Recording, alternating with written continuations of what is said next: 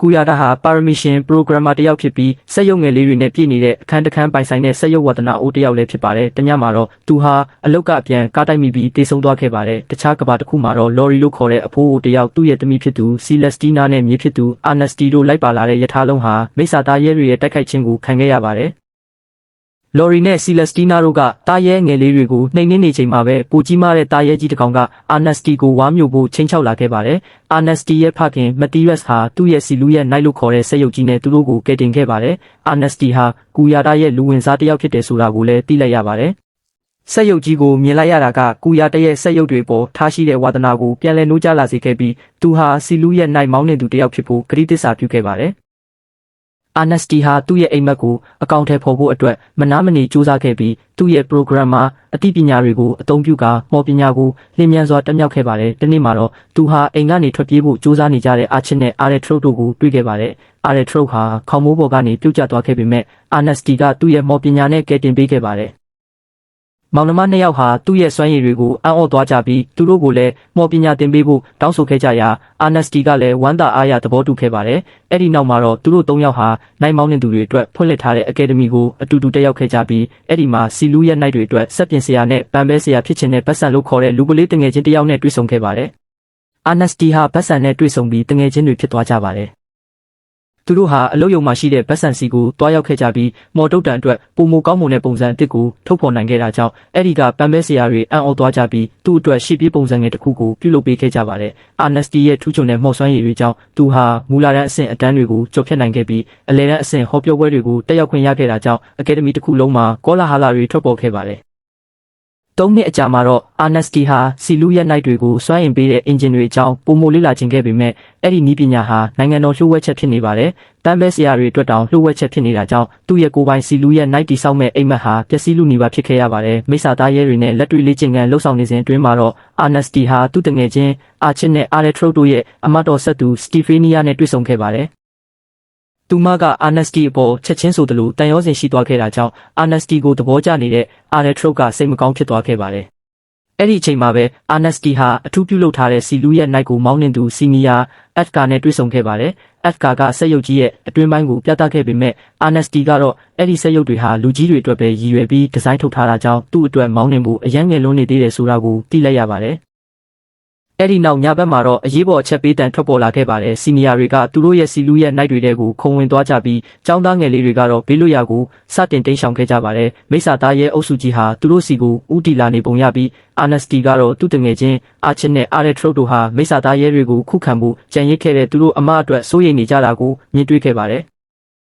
ဒါကြောင့်တခြားចောင်းသားငယ်တွေနဲ့အတူတိမ်းရှောင်မဲ့အစားသူတို့၃ယောက်ဟာတိုက်ခိုက်မှုတွေကိုခုခံဖို့စတီဖေးနီးယားနဲ့တခြားစီနီယာတွေကိုကူညီဖို့ထွက်လာခဲ့ပါတယ်။အဲ့ဒီနယ်မြေအတွင်းမှာတောင်းကျပ်နေတဲ့မိစ္ဆာသားရဲတွေအယမ်းများနေတာကြောင့်တခုခုမားနေပြီဆိုတာကိုအာနက်စတီကသတိထားမိလိုက်ပါတယ်။အနီးနားမှာရှိတဲ့စစ်စေးရေးဂိတ်တစ်ခုကိုတော့ဘီဟီမောလို့ခေါ်တဲ့အဆင့်မြင့်မိစ္ဆာသားရဲကြီးတစ်ကောင်ကရုတ်တရက်တိုက်ခိုက်ခဲ့ပါတယ်။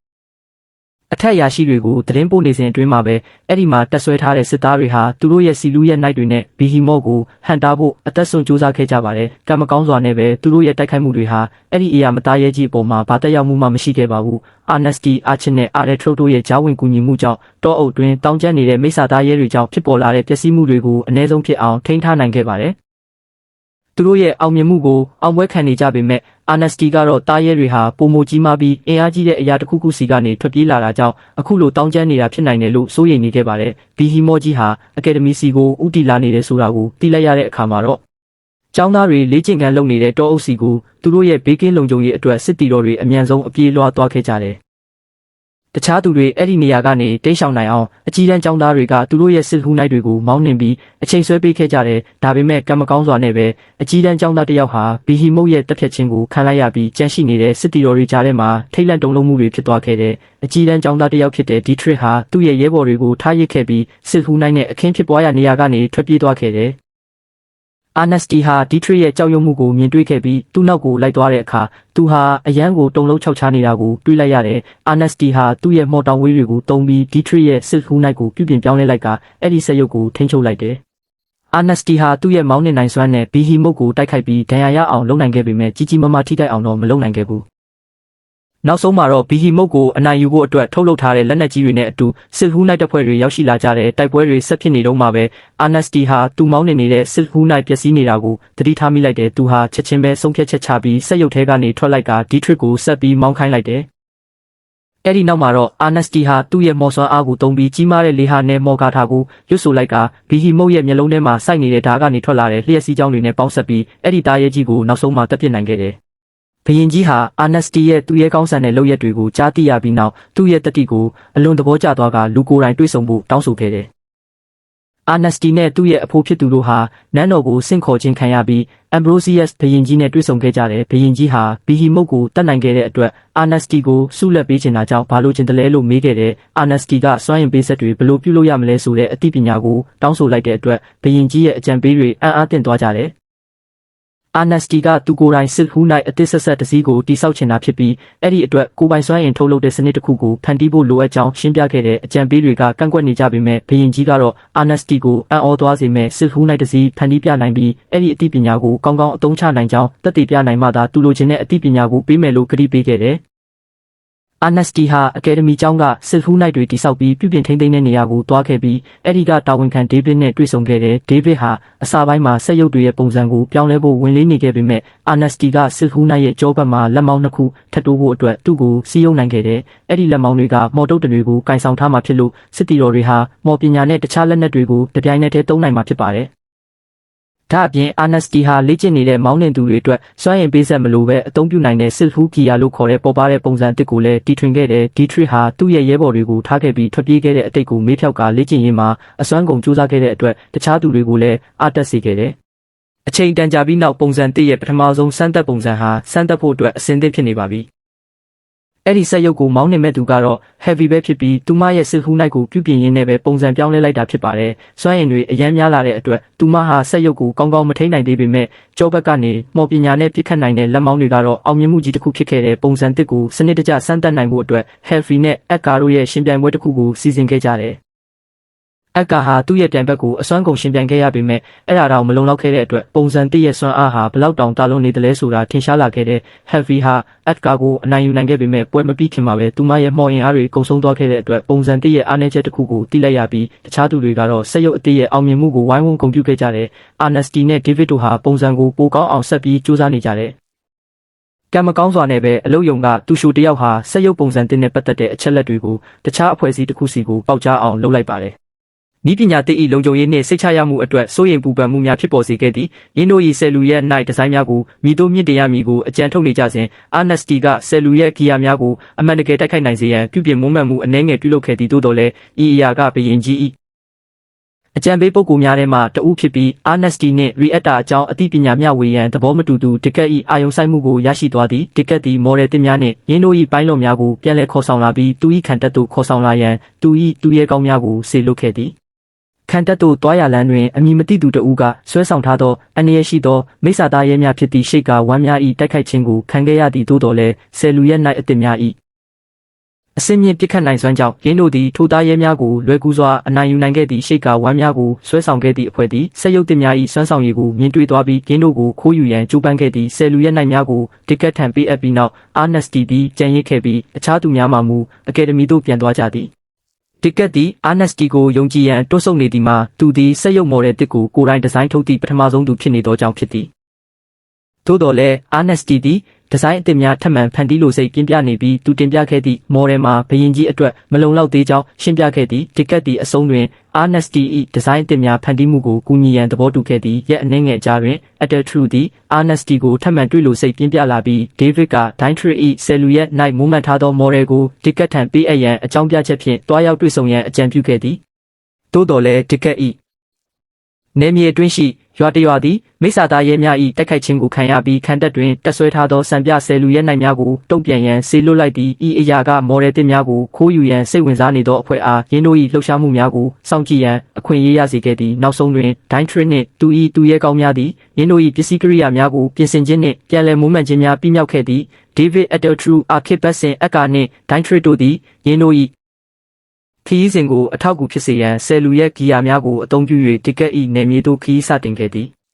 အခြားနေရာတစ်ခုတွင်မိစ္ဆာသားရဲများကိုတိုက်ခိုက်ရန်ဆေးလွတ်ထားသောဆယ်လူရဲနိုင်များသည်ရင်းတို့၏တာဝန်ကိုအောင်မြင်ခဲ့တော်လဲရင်းတို့ခံတပ်သို့ပြန်လည်ဆေးလွတ်လိုက်သောသတင်းပို့သူမှာဆယ်လူရဲနိုင်မော်ဒယ်တစ်များကိုခိုးယူရန်ကြိုးပမ်းနေသောအဖွဲ့၏ခြုံခိုတိုက်ခိုက်ခြင်းကိုခံရပြီးအသက်ခံလိုက်ရသည်ကာဟစ်ဦးဆောင်သောအဖွဲ့သည်သတင်းပို့သူအဖြစ်ဟန်ဆောင်ကသတင်းပို့သူ၏ဆယ်လူရဲနိုင်ကိုမောင်းနှင်၍ခံတပ်တွင်သို့ခိုးဝင်ခဲ့သည်ရင်းတို့သည်ဆယ်လူရဲနိုင်အသစ်များကိုလျင်မြန်စွာရှာဖွေတွေ့ရှိပြီးဒီကက်၏လူများဘာဖြစ်နေမှန်းမသိမီရင်းတို့ကိုထိန်းချုပ်လိုက်ကြသည်သူရဲကောင်းတပ်မှုမော်တိုနှင့်သူ၏ထူးခြားသောဆယ်လူရဲနိုင်ရှိတော်လဲရင်းတို့သည်ခိုးဝင်လာသူများကိုအနိုင်မယူနိုင်ခဲ့ပဲခိုးဝင်လာသူများသည်မော်တုံကိုအာယုံလွှဲရန်ရင်းတို့၏လူအချို့ကိုခြံထားခဲ့ကထွက်ပြေးရန်ဆုံးဖြတ်ခဲ့သည်ထွက်ပြေးရန်ကြိုးစားနေစဉ်ကာဟစ်၏အဖွဲ့သည်အကယ်ဒမီမှကျောင်းသားများနှင့်တွေ့ဆုံခဲ့ပြီးဒိုင်းထရစ်နှင့်အကာတို့ကရင်းတို့၏ဆယ်လူရဲနိုင်များဖြင့်ကျူးကျော်သူများကိုတိုက်ခိုက်နေစဉ်အခြားသူများကခံတပ်သို့အမြန်သွားကြသည်ဒိုင်းထရစ်နှင့်အကာတို့ကောင်းမွန်စွာတိုက်ခိုက်နိုင်တော်လဲလူအင်အားမမျှပဲဒိုင်းထရစ်မှာကျူးကျော်သူတဦးကြောင့်နှောင့်နှေးနေစဉ်အကာကကာဟစ်နောက်သို့လိုက်ခဲ့သည်အက်ဒထရူနှင့်အာခစ်တို့သည်ရင်းတို့၏ဆယ်လူရဲဂီယာများတဲ့သို့ခုံဝင်ကအကာနှင့်အတူတိုက်ပွဲတွင်ပါဝင်ခဲ့ပြီးဒေးဗစ်နှင့်ဘက်ဆင်တို့ခံတပ်သို့ရောက်ရှိလာသည်နှင့်အာနက်စတီသည်သူ၏ဆယ်လူရဲဂီယာတဲ့သို့ဝင်ကမော်ဒယ်တစ်များကိုနှိမ်နင်းရန်မော်တိုနှင့်ပူးပေါင်းခဲ့သည်တစ်ချိန်တည်းမှာပင်အကာသည်မော်ဒယ်ဟောင်းဖြင့်ကာဟစ်ကိုတိုက်ခိုက်ရာတွင်ရှုံးနိမ့်သွားသည်ဒိုင်းထရစ်သည်အောင်ပွဲရခဲ့တော်လဲကာဟစ်နောက်သို့လိုက်နေစဉ်မိစ္ဆာသားရဲအုပ်စုတစု၏နှောက်ယှက်ခြင်းကိုခံရသည်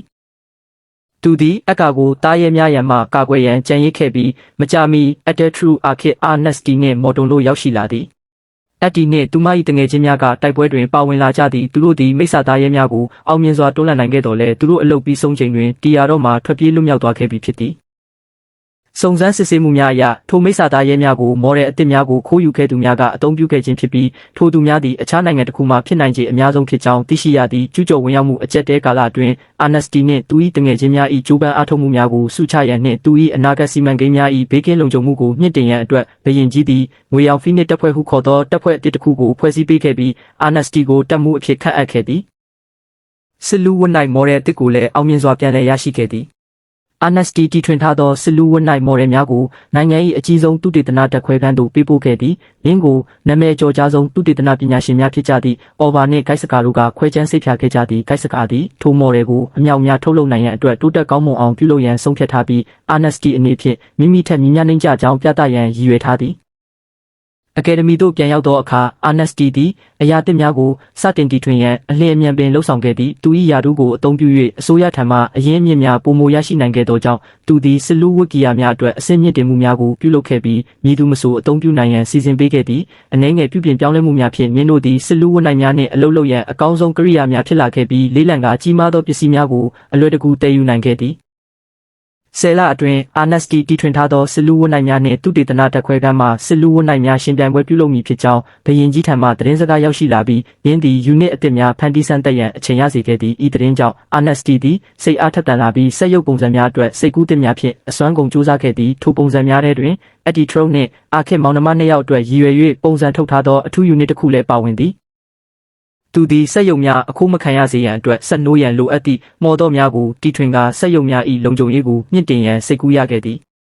နောက်ဆုံးတွင်ရှင်ပြိုင်ပွဲပြုလုပ်မည့်အချိန်သို့ရောက်ရှိလာခဲ့သည်ဂိုက်စကာ၏တက်ခွဲခန်းသည်ဒီကက်ထံသို့ပေးပို့ခဲ့သောပုံစံကိုတိုးတက်ကောင်းမွန်အောင်ပြုလုပ်ထားသည့်ဘာရှင်းကိုပြသရန်ကွင်းတွင်သို့ပထမဆုံးဝင်ရောက်လာခဲ့သည်ဘရင်ကြီးသည်ရင်းတို့စီတန်းနေုံဖြင့်ပြသနိုင်သောအစွမ်းအစများကိုကျေနပ်အားရနေသည်